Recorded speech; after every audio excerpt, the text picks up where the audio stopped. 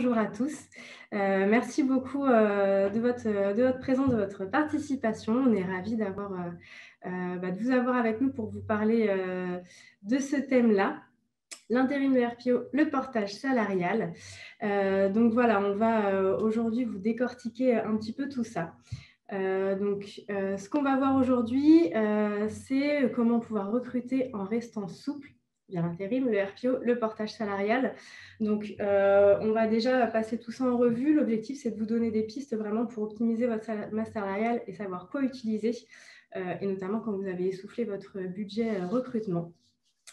On va aussi vous éclairer sur la flexibilité que peuvent apporter chacun de ces contrats et on fera un point sur l'aspect tarifaire également. À la fin, on abordera toutes les questions que vous pouvez nous poser.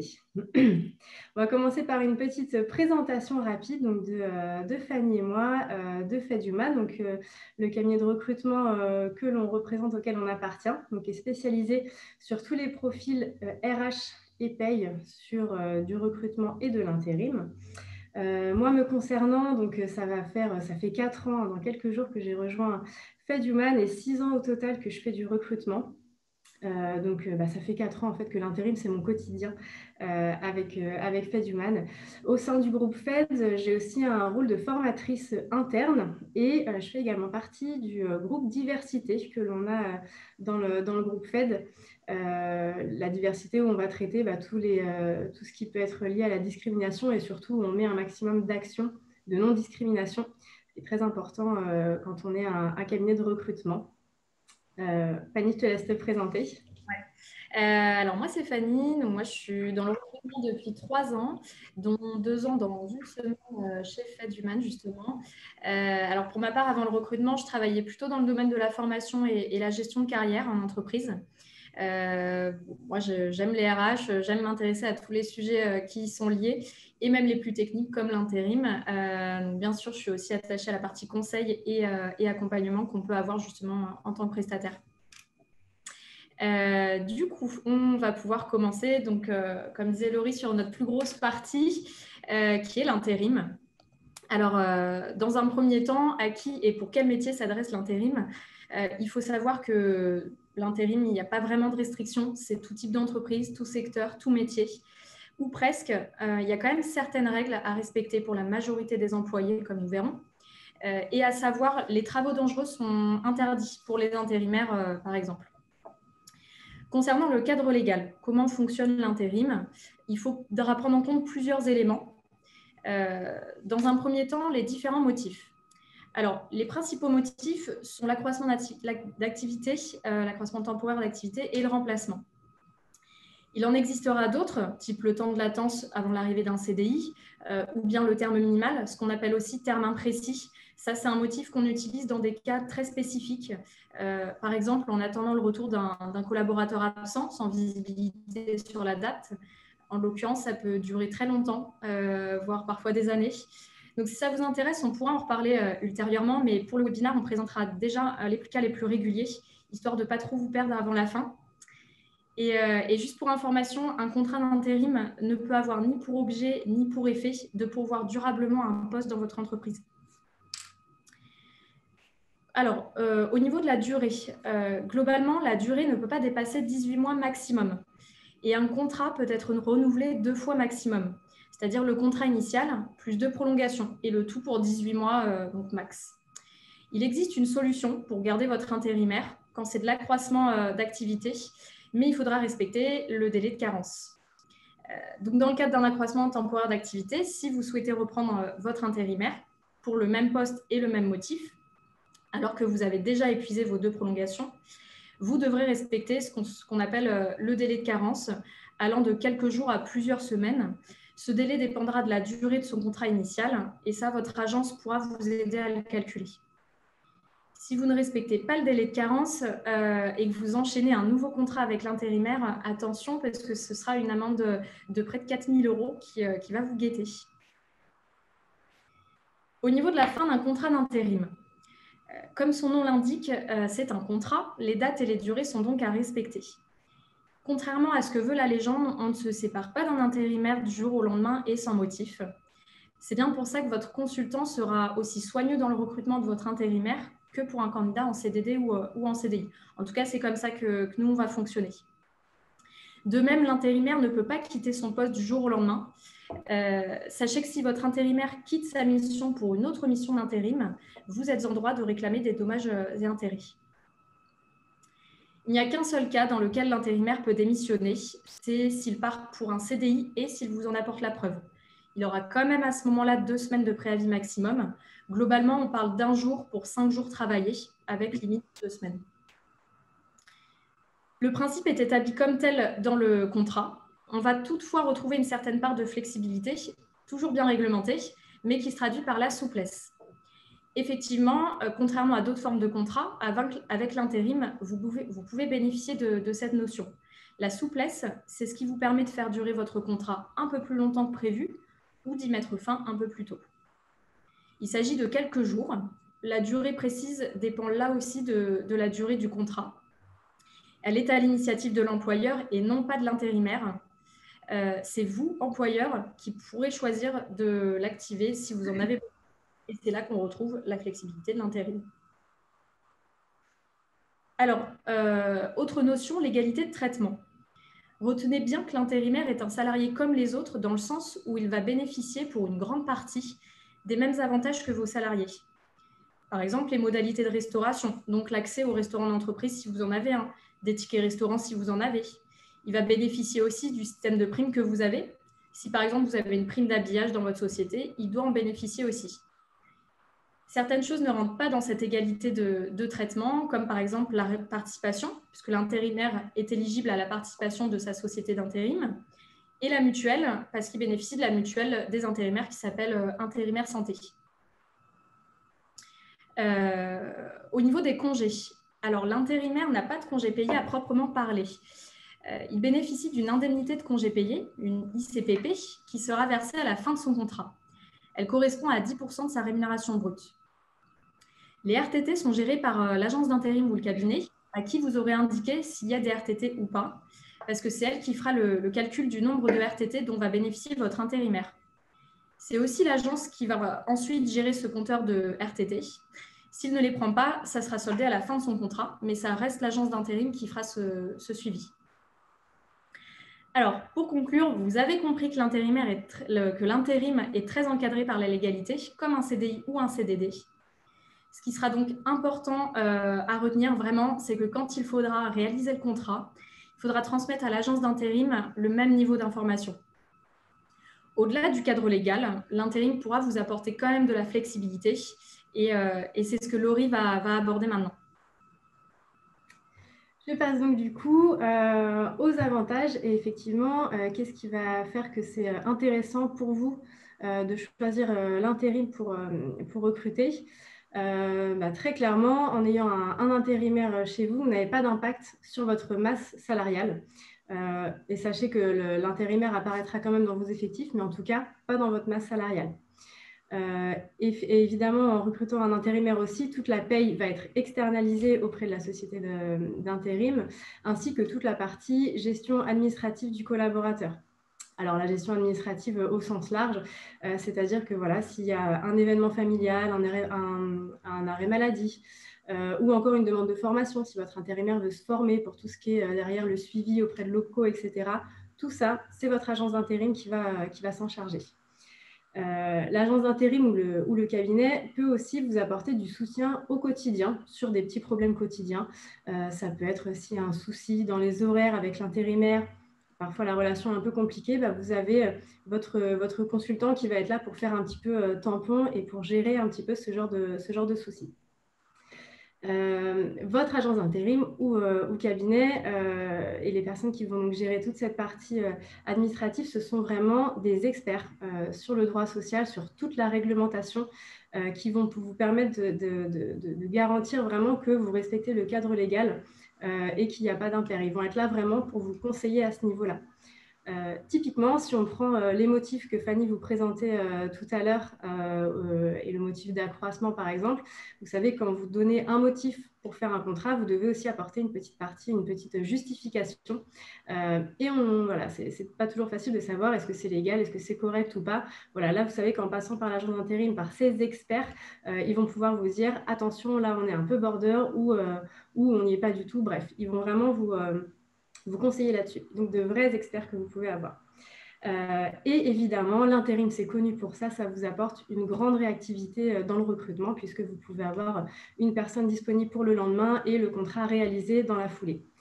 Donc voilà, ce qu'on peut définir par rapport à ça, c'est qu'en interne, dans votre entreprise, vous avez votre service RH qu'on pourrait assimiler un peu à votre médecin généraliste et votre agence d'intérim va vraiment être votre chirurgien spécialisé qui peut décortiquer et vous accompagner de façon très, très carrée, très précise sur cette partie-là. Passons maintenant à la partie tarifaire. Je vais vous détailler un petit peu comment ça fonctionne et quel calcul on peut avoir. Alors, ce qu'il faut savoir, c'est qu'en intérim, dans la plupart des cas, on a une facturation qui est à l'heure. On passe aussi par un coefficient avec l'agence d'intérim. Alors, de manière générale, le coefficient d'intérim qui va vous être proposé, il sera toujours entre 1,80 et 2,80. Donc ça va dépendre de l'agence à laquelle vous faites appel qui va évaluer le type de profil que vous recrutez, le volume que vous avez. Si vous recrutez une personne, si vous en recrutez 250, a priori, ça aura une incidence sur votre coefficient. Sur la récurrence aussi. Voilà, tout ça, ça va faire évoluer un petit peu ce coefficient-là.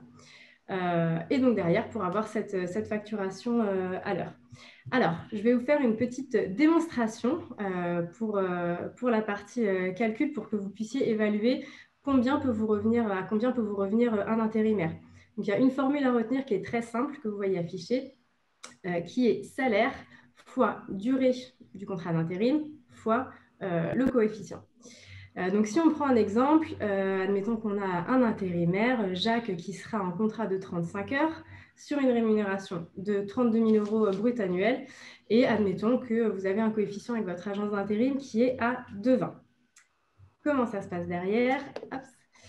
Donc, il nous faut déjà, comme vous l'avez vu sur la formule, il nous faut la durée. Donc, on va prendre les dates sur lesquelles on va prendre Jacques, notre intérimaire, donc en février, donc du 1er au 26 février 2021. Le 26 parce que c'est un vendredi et derrière, on change le mois.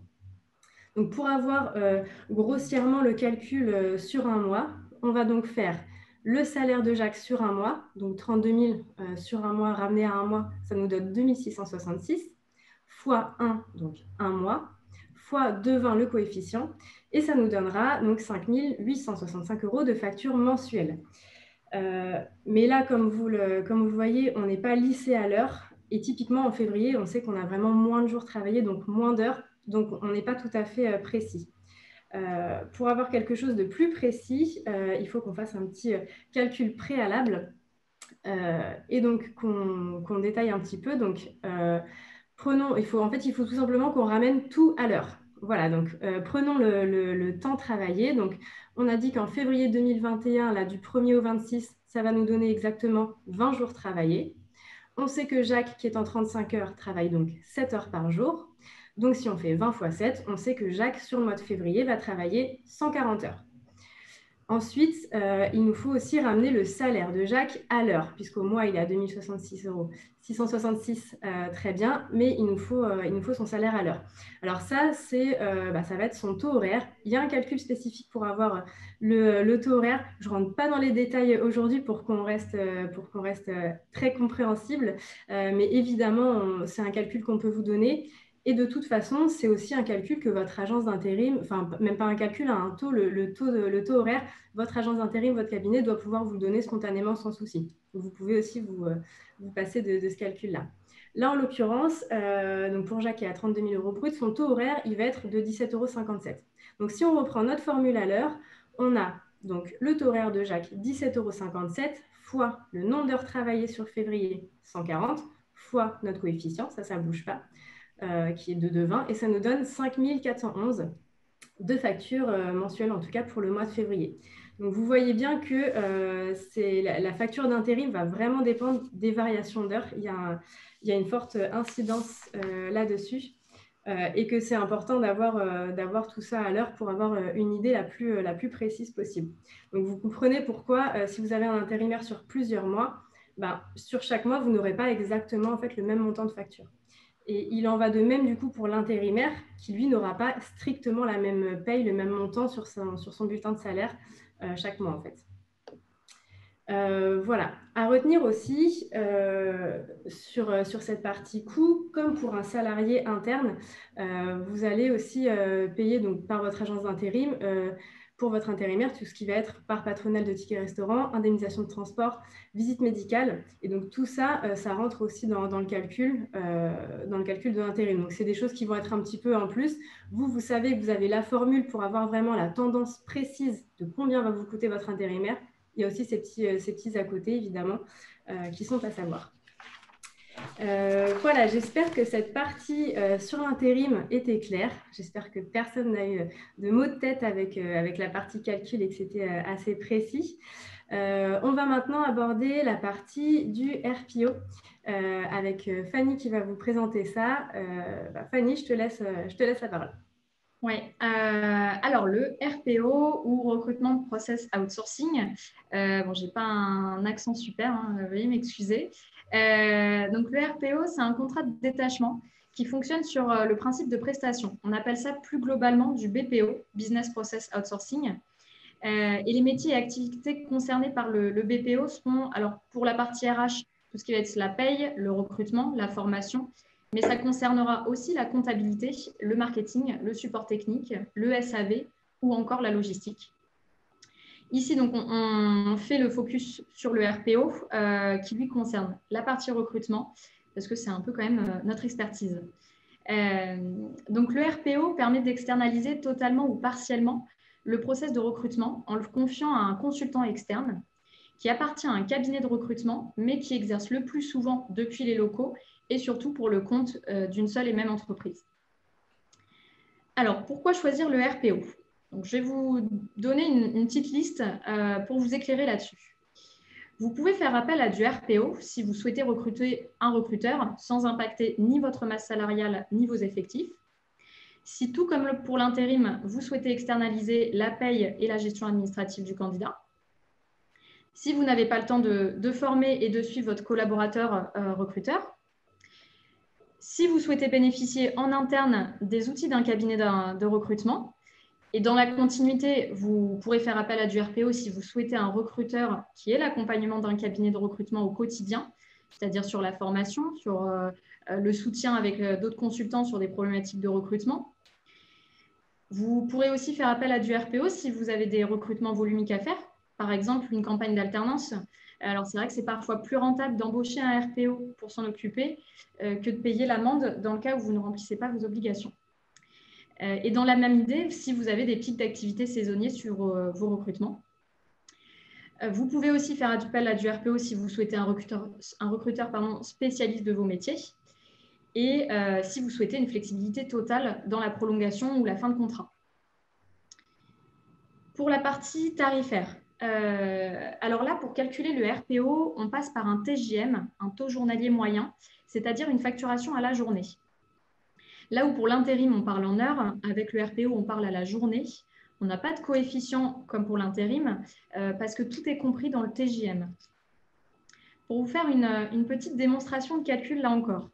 Donc, le RPO se facture à la journée par un TJM.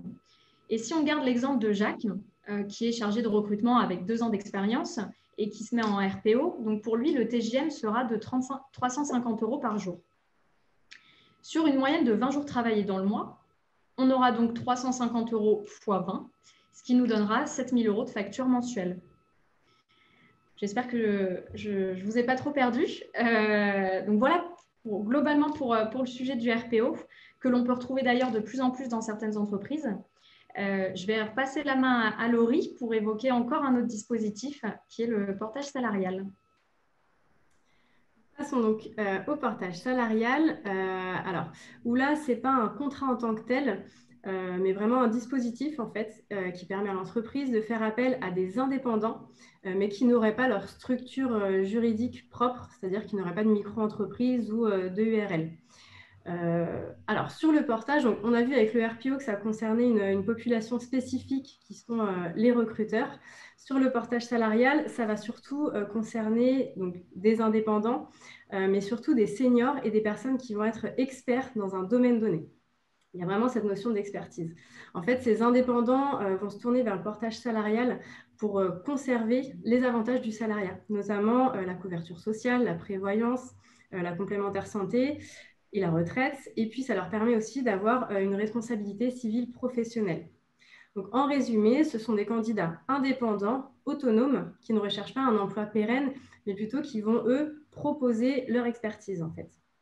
Alors, je rebondis sur le côté autonome aussi. Ce qu'on entend par autonome, c'est en fait pour eux l'aptitude à aller démarcher les entreprises de leur choix. Donc, il y a un positionnement qui est un petit peu différent. Ce sont vraiment des prestataires de services autonomes. Donc, ils vont aller démarcher les entreprises.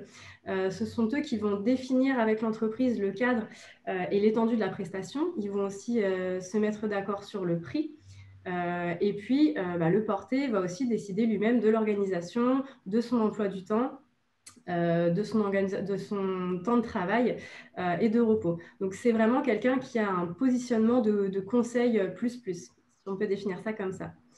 Et enfin, donc cette population qui est principalement composée d'experts seniors peut aussi comprendre des retraités, parce qu'il faut savoir que le portage salarial permet à un retraité de cumuler un emploi avec sa retraite, en fait. Donc, intéressant pour eux. Alors, les profils qu'on peut retrouver en portage salarial, donc pour pouvoir passer par une société de portage salarial, donc bénéficier de ce dispositif, en tant que candidat, il faut avoir au minimum un diplôme de niveau 3, donc ça équivaut à un bac plus 2, ou alors il faut avoir au minimum 3 ans d'expérience dans le domaine d'activité qu'on exercera en tant que porté. Donc ça, c'est important aussi. Alors, au niveau des métiers qui sont concernés par le portage salarial, donc ce sont essentiellement ceux qui sont liés à la prestation intellectuelle, donc la communication, le marketing, l'IT, la finance et la RH également. Donc, ça représente un peu plus de 750 métiers. Donc, je ne vais pas tous vous les lister. Par contre, il faut savoir qu'il y en a certains qui ne sont pas éligibles au portage salarial et ça concerne toutes les activités réglementées en fait. Donc, tout ce qui va être notaire, huissier, avocat, ou encore les agents d'assurance. Ça comprend également donc, toutes les professions médicales. Alors, sauf si la personne intervient pour du conseil ou pour de la formation. Mais sinon, évidemment, ils ne sont pas éligibles. Et puis, ne sont pas éligibles non plus tout ce qui va être service à la personne ou les activités artistiques, où là, on est rémunéré en droit d'auteur. Voilà pour les professions. Alors, dans quel cadre aller utiliser le portage? Donc, pour vous, en tant qu'entreprise, l'intérêt de faire appel à ces candidats, en fait, ça va être soit de réaliser des missions relevant d'une expertise que vous n'avez pas en interne. Par exemple, vous avez besoin d'optimiser votre communication digitale. Vous pouvez faire appel à un expert pour ça. Soit vous pouvez faire appel à ces candidats-là dans le cadre d'une mission spécifique qui va être vraiment ponctuelle pour une situation inédite, pour une situation particulière. Donc, ça peut être, par exemple, la mise en place d'un projet SIRH, ça peut être l'accompagnement au changement ou de la structuration de process, ça peut être un gros projet de transformation que vous avez en interne. Et puis, ces personnes peuvent aussi intervenir dans le cas de contexte d'acquisition ou encore de réorganisation, de restructuration. Voilà, tous ces contextes spécifiques. Et dans ces cas spécifiques-là, on appellera ça donc la mission de transition. Voilà, donc sur les spécificités, donc à savoir, la personne qui va intervenir en portage est salariée de la société de portage salarial, et donc elle n'a pas de lien hiérarchique avec l'entreprise. À ce titre, et même si je disais tout à l'heure qu'il est autonome, pour autant il ne peut pas engager la société dans le sens où il ne va pas avoir la signature de la société, puisque pour ça il faut vraiment être en CDD ou en CDI. Donc ça, c'est à savoir. Voilà, maintenant, pourquoi est-ce que ça va être intéressant? Pourquoi est-ce que vous pouvez choisir le portage salarial et quels en sont les avantages en tant qu'entreprise? Donc là, vous avez toujours une ressource qui n'apparaît ni dans la masse salariale ni dans les effectifs, puisqu'on est sur de la prestation. Donc évidemment, tout ce qui est paye et gestion administrative, pareil, c'est externalisé pour vous. En portage salarial, vous n'avez pas la dépendance économique également de faire appel à un indépendant. Ce qui n'est pas le cas si vous faites appel à un indépendant directement, où là, il peut y avoir un risque de requalification en CDI. Donc, on s'évite ça avec le portage salarial. Ça vous apporte de la réactivité, puisque vous l'avez compris, ça vous permet surtout de faire appel à un expert et donc d'apporter cette expertise très rapidement à votre entreprise et dans un délai très court en passant par ça. Et donc, vous avez également une flexibilité totale sur le contrat que vous allez conclure avec le porté. Alors, voici maintenant comment trouver votre candidat en portage salarial. Donc, plusieurs méthodes, tout simplement par réseau. Vous connaissez quelqu'un, qui connaît quelqu'un, etc. Ça peut être par cabinet de recrutement aussi. Donc, le cabinet de recrutement qui peut vous proposer un panel de candidats que derrière, vous allez prendre par le biais du portage salarial. Ça peut être par un cabinet de management de transition, là pour avoir spécifiquement un manager de transition. Par contre, sachez qu'il est interdit pour vous de passer une annonce qui indiquerait un emploi pérenne au sein de votre structure. Passons maintenant à la partie tarification. Donc, même chose que pour le RPO, c'est-à-dire qu'on est sur un TJM, ça se passe à la journée. Il n'y a pas de coût supplémentaire. Vous négociez votre TJM, vous l'avez vu avec le porté au démarrage de la mission. Et le TJM, en fait, englobe la rémunération de la société de portage. Donc, il n'y a rien d'additionnel au TJM. Alors, si on prend donc, la population des managers de transition, de manière générale, on a des candidats qui ont des rémunérations allant de 70 à 120 000 euros en moyenne à l'année. Si on convertit ça en TJM, ça nous donne environ des sommes de 800 à 1200 euros.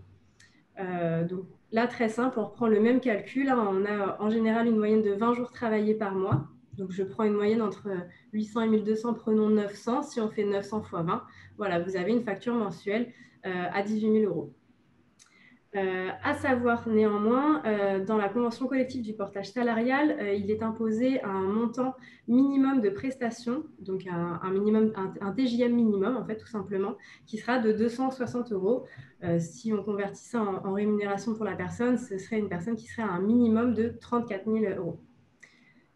Voilà, on espère vous avoir éclairé sur ces 3 types de contrats. On espère que le fonctionnement est plus clair pour vous. On va maintenant répondre à toutes vos questions. Juste avant ça, je prends quand même le temps de vous préciser que, évidemment, si vous souhaitez faire appel pour de l'intérim, pour du RPO, du portage salarial, on est tout à fait à même de répondre à ça. Vous l'avez compris, l'intérim chez Fedhuman, c'est notre quotidien. On a plusieurs intérimaires, donc n'hésitez pas là-dessus. Sur le portage salarial, nous travaillons en partenariat avec une société de portage qui s'appelle Oura Portage. Donc, on est tout à fait à même de vous proposer des candidats en portage salarial. Et en ce qui concerne le RPO, on a une entité dédiée au sein de notre groupe, donc au sein du groupe FED, qui s'appelle FED Inside, avec des spécialistes du RPO qui pourront vraiment vous conseiller et vous accompagner sur ce contrat si ça vous intéresse. Voilà, écoutez, on peut maintenant passer à vos questions. Donc, n'hésitez pas. Alors, ça se passe sur le chat. Vous avez en bas de votre écran le petit Q et R pour questions et réponses.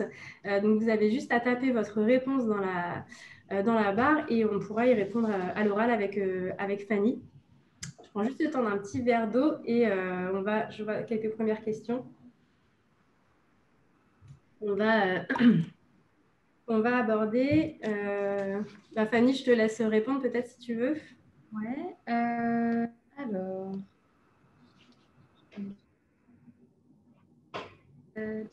Alors, il y a une première question. Quelle est la vraie plus-value de prendre un RPO si c'est plus cher? Alors, je l'avais déjà un peu énoncé dans les avantages, mais pour reprendre, le RPO, clairement, ça vous permet d'avoir un consultant d'un cabinet qui est détaché spécifiquement pour vous. Donc, pour reprendre les quelques avantages, ça va vous apporter vraiment une expertise, des outils, de la flexibilité. Et donc, voilà, c'est vraiment, là, vous allez retrouver la plus-value. J'espère que j'ai répondu. Ok. Alors, autre question. Donc, puis-je recruter l'intérimaire après son contrat? Oui, évidemment. Évidemment que vous pouvez embaucher l'intérimaire à l'issue de son contrat. Alors, la majorité des sociétés de recrutement vont vous demander un minimum de contrat en fait, à effectuer avec votre intérimaire avant de le prendre en CDI. Pour des questions de rentabilité tout simplement. Hein. Sinon, vous payez une journée d'intérim qui vous coûte très très peu pour embaucher la personne en CDI. Et ça, pour le coup, c'est pas du tout rentable pour le cabinet ou pour l'agence. Donc voilà, ça se conclut comme ça, mais évidemment, c'est possible. Alors, une question, comment évalue-t-on le coût d'un cadre forfait jour en intérim? Alors ça va se définir en fait avec la convention collective de votre entreprise, puisque comme vous l'avez vu sur le principe de l'égalité de traitement, on va reprendre, alors dans le cas du forfait jour, on va vraiment reprendre la même convention que vous avez pour avoir strictement en fait la même base de calcul et la même rémunération. Donc derrière, tout simplement, on prend cette rémunération-là et après, on a le coefficient qui s'ajoute, ça ne bouge pas. Mais sinon, on part vraiment de votre convention collective, en fait. Et je rebondis, ça rejoint une question où dans quel cas un intérimaire ne serait pas payé à l'heure. Du coup, là, on en a parlé, mais donc un intérimaire peut être cadre et donc là, ce sera au forfait jour, comme l'a expliqué Laurie, donc payé à la journée et pas à l'heure.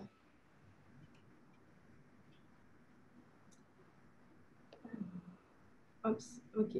Je prends la question suivante. Donc, qu'entendez-vous par travaux dangereux? Donc là, c'est pareil, c'est tous les métiers donc, qui vont être spécifiés dans la convention collective en tant que travaux dangereux. Donc, qui vont être, en général, c'est quand on va travailler sur des machines très spécifiques, qui demandent une formation bien spécifique et voire parfois une formation et une attestation. Où là, pour le coup, on ne peut pas avoir un intérimaire qui se positionne dessus. C'est vraiment sur ces types de métiers-là et c'est la convention collective du secteur qui peut définir ça. Alors, une question un peu plus mathématique du coup. Donc, vous avez mis un TJM à 1 200 € pour un profil qui aurait 120 K à l'année. Mais si on convertit ce salaire en annuel, ça revient à 288 000 €. Ok.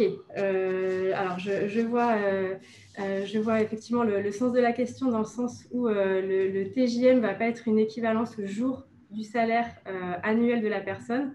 Alors, c'est vrai.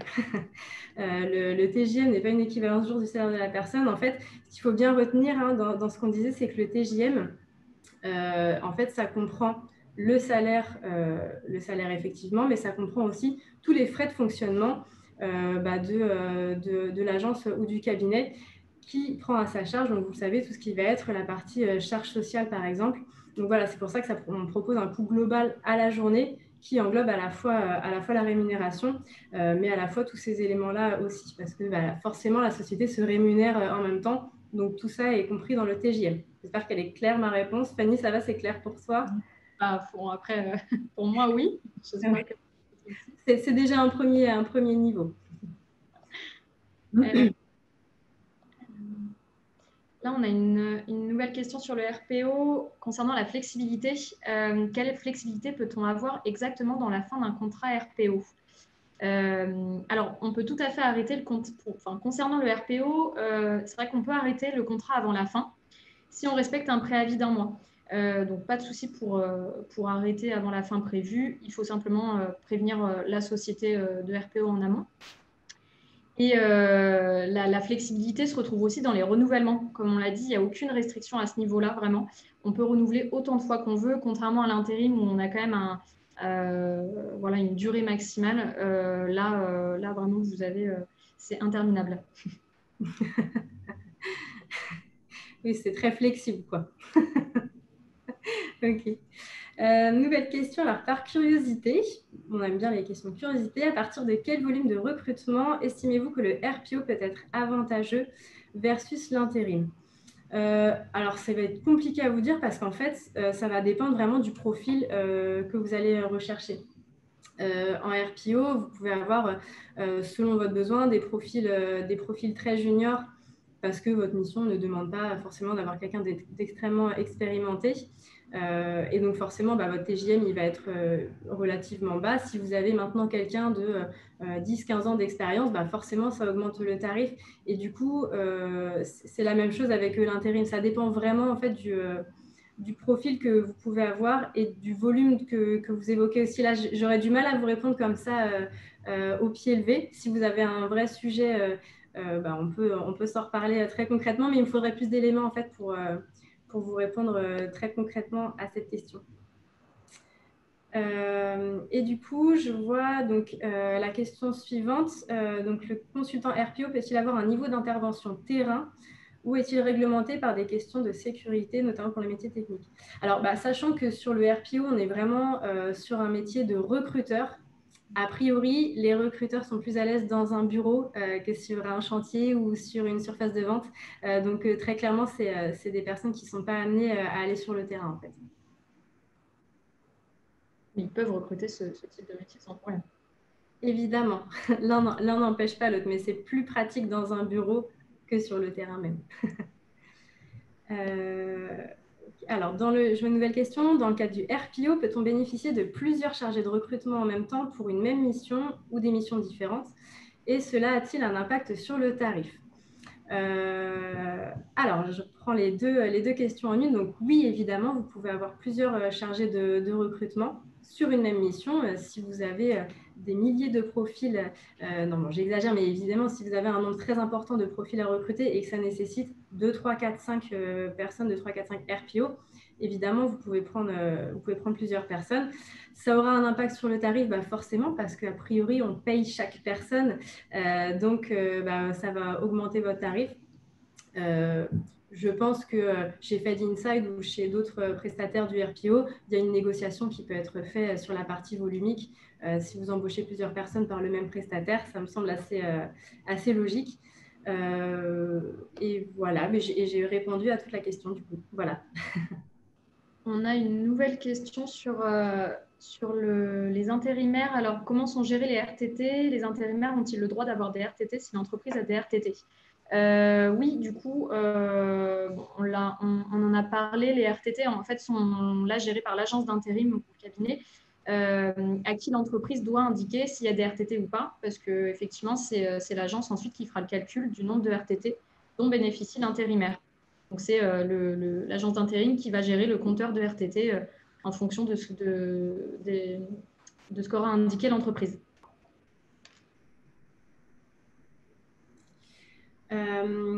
Et donc, je rebondis pour rejoindre la question sur la flexibilité du RPO. A-t-on besoin d'un motif précis pour mettre fin au contrat? Non. Non, pas du tout. Vu qu'on ça va, l'embauche d'un RPO dépend des raisons que vous avez, parce que vous avez de l'accroissement, parce que vous avez une saisonnalité ou peu importe. À partir du moment où vous n'avez plus de raison d'avoir votre RPO, vous pouvez vous en séparer sans motif particulier. On n'est pas dans le cadre d'une rupture d'un contrat comme pour un CDI par exemple. Là, c'est vraiment une prestation. Donc, à partir du moment où vous n'avez plus besoin de la prestation, vous n'avez pas besoin de justifier pourquoi. Il n'y a pas besoin de motif.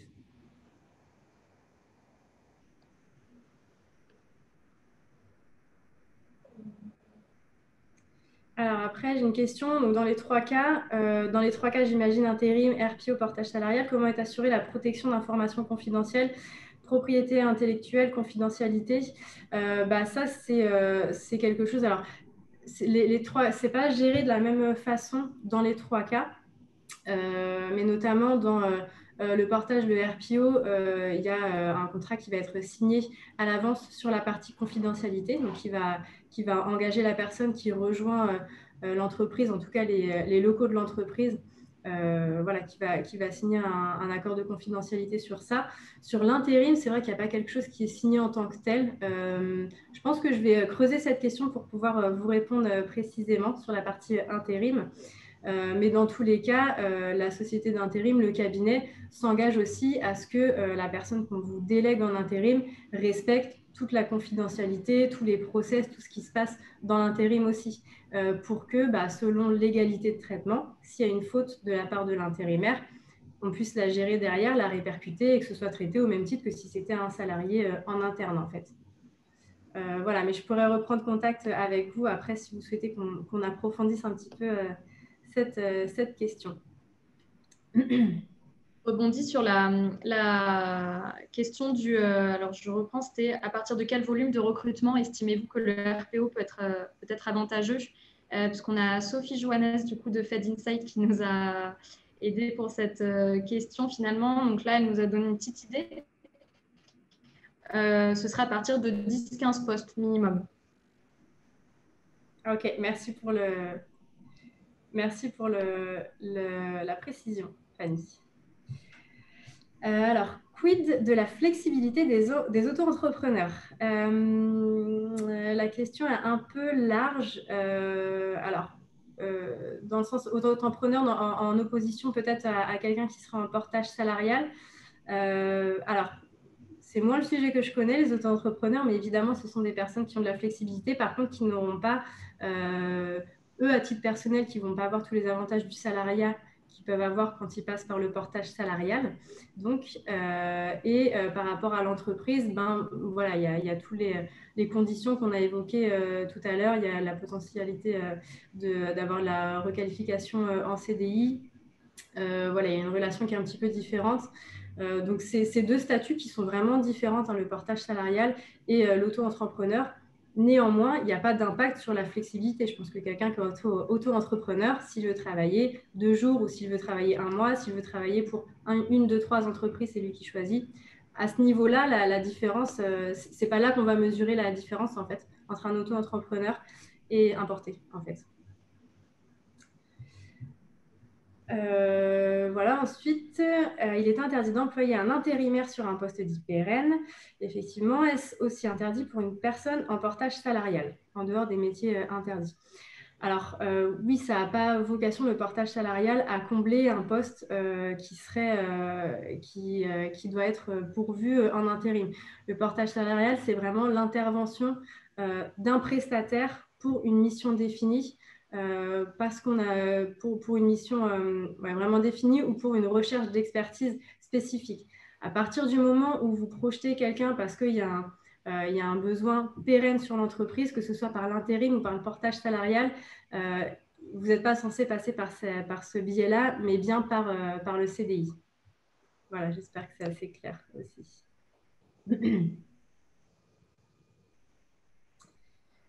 Écoutez, je ne vois pas de nouvelles questions. Je peux laisser un petit peu un petit temps aussi. Je pense qu'on a fait le tour.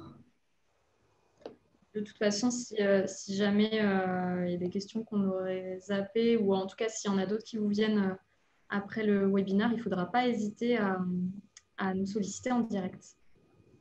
Oui, évidemment, si vous avez des questions qui vous viennent ultérieurement ou besoin de conseils ou quoi que ce soit, vous l'avez compris, on est là pour ça, donc n'hésitez pas.